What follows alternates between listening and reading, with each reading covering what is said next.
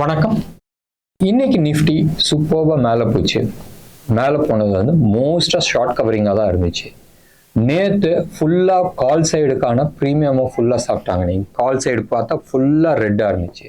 இன்னைக்கு put side ஃபுல்லாக வந்து ரெட்டாக இருந்துச்சு. பேசிக்காக இன்னைக்கு வந்து எக்ஸ்பைரி டே அண்ட் நேற்று வந்து யூஎஸ் இன்ட்ரெஸ்ட் ரேட்டை வந்து ஃப்ரீஸ் பண்ணியிருந்தாங்க. அதுக்கான எதிரொலி நம்மளுக்கு வந்து இங்கே தெரிய வந்துச்சு. அண்ட் இன்னைக்கு வந்து ஒரு ஸ்டேஜில் ஆல்மோஸ்ட் 175 பாயிண்ட்ஸ் ப்ளஸில் இருந்துச்சு. ப்ராபப்ளி 19,100 ஷார்ட் பண்ணவங்க, அதாவது காலை வந்து ரைட் பண்ணவங்கள வந்து ட்ராப் பண்ணுறதுக்கோசரமான ஒரு move. Close to about 75 points gap அப்பில் வந்து ஓப்பன் ஆச்சு. அண்ட் அந்த ப்ரெஷர் வந்து அப்படியே சஸ்டெயின் ஆகிட்டு இருந்துச்சு. ஃபர்ஸ்ட் 10 மினிட்ஸ் இருக்கும்போதே தெரியும் அபோவ் 100க்கு மேலே தான் வந்து க்ளோஸ் பண்ண போகிறாங்கன்றது.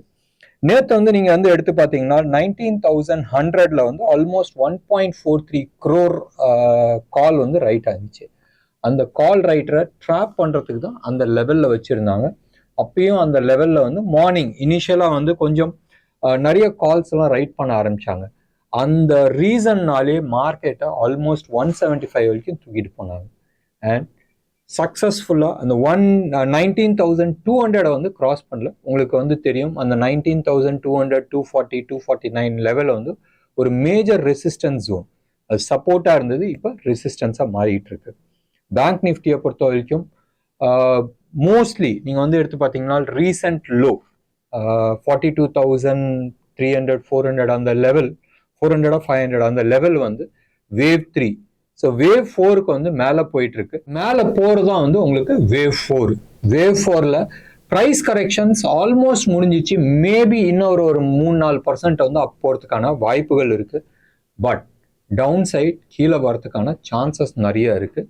ஸோ தட் வேவ் 4 முடிஞ்சோடனே வேவ் 5 டவுன் சைடில் வந்து கம்ப்ளீட் ஆகுது. Somewhere close to about 42,000 or 41,900 அந்த ஜோனில் வந்து க்ளோஸ் ஆகிறதுக்கான சான்சஸ் இருக்குது. இது எல்லாமே வந்து டே சார்ட்டுக்கான டார்கெட்ஸு.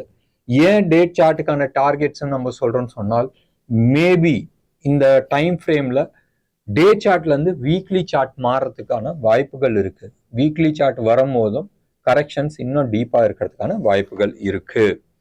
ஸோ இன்னைக்கான நிஃப்டி லெவல்ஸ் எடுத்துக்கிட்டிங்கன்னு சொன்னால், க்ளோஸ் ஆன லெவல் வந்து 144 பாயிண்ட்ஸ் ப்ளஸில் வந்து க்ளோஸ் ஆகிருக்கு.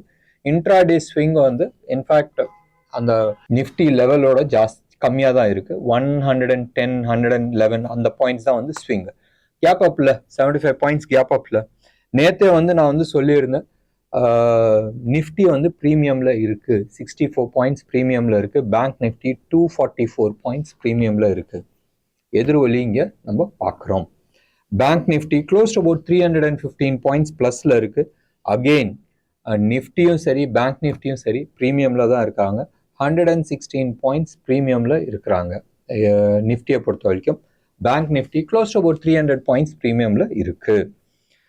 ஸோ லெவல்ஸ் இந்த வாரத்தை விட்டுருங்க. அடுத்த வாரத்துக்கான லெவல்ஸ் நீங்கள் எடுத்துக்கிட்டீங்கன்னு சொன்னால், நாளைக்கு இல்லை ஃப்ரெஷ் கான்ட்ராக்ட் ஓப்பன் ஆகும். டைம் டிகேல நிறைய பேர் கான்சென்ட்ரேட் பண்ணுவாங்க.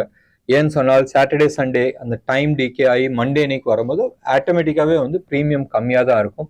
அன்டில் அன்லஸ் அன்னைக்கு வந்து ஒரு பெரிய கேப் அப் இல்லை பெரிய கேப் டவுனோட ஓப்பன் ஆனால் 19,200ல ஹையஸ்ட் கால் ரைட் ஆயிருக்கு.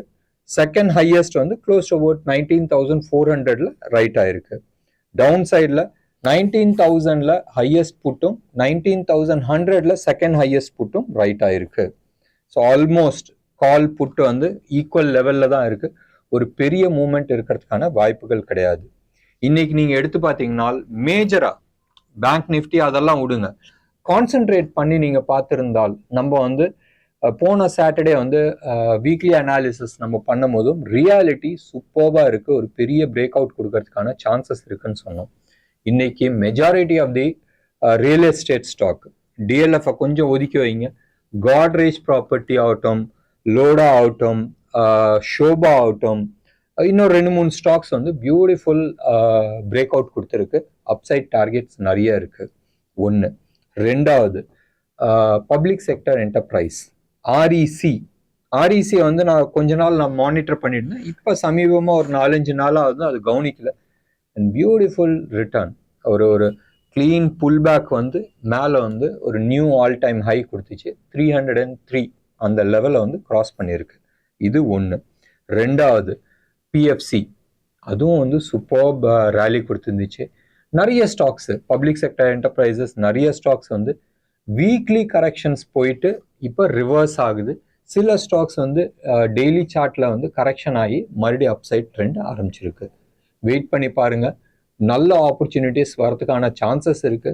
ஆனால் இது எல்லாமே வந்து டே சார்ட்ல தான் வந்து மேலே போயிட்டு இருக்கோம் இல்லையா, வீக்லி அண்ட் மந்த்லி சார்ட்ல வந்து கொஞ்சம் வீக்னஸ் காட்டிட்டு இருக்கு. Maybe again I'm not saying for sure. ஏன்னு சொன்னால் டே சார்ட் கரெக்ஷன் முடிஞ்சு அந்த வேவ் 5 அப்சைடில் முடிஞ்சிருச்சுன்னு சொன்னாதான் ஃபர்தர் டைரக்ஷனுக்கான வாய்ப்புகள் இருக்கு.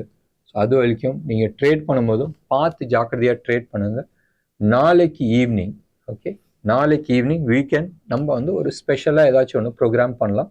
அண்ட் சாட்டர்டே இன்னைக்கு as usual will have weekly analysis with செக்டரோட சில ஸ்டாக்ஸை வந்து நம்ம அனலைஸ் பண்ணலாம். கடைசியாக இது ஃபர்ஸ்ட் சொல்ல வேண்டிய விஷயம், நான் கடைசியாக சொல்கிறேன், நாங்கள் செபி ரிஜிஸ்டர்ட் அட்வைசர்ஸ் கிடையாது. நீங்கள் ட்ரேட் எடுக்கும் போதும் பார்த்து ட்ரேட் எடுங்க. அண்ட் உங்கள் அட்வைசரோ இல்லை நீங்கள் கன்சல்ட் பண்ணிவிட்டு இல்லை ஸ்டடி பண்ணிவிட்டு ட்ரேட் பண்ணுறது அட்வைசபிளாக இருக்கும். என்ன நேர்களே, உங்களுக்கு இந்த ப்ரோக்ராம் பிடிச்சிருந்துச்சுன்னா லைக் பண்ணுங்கள், ஷேர் பண்ணுங்கள், டெஃபினட்டாக உங்களோட கமெண்ட் பாக்ஸில் கொடுங்க. நன்றி, வணக்கம்.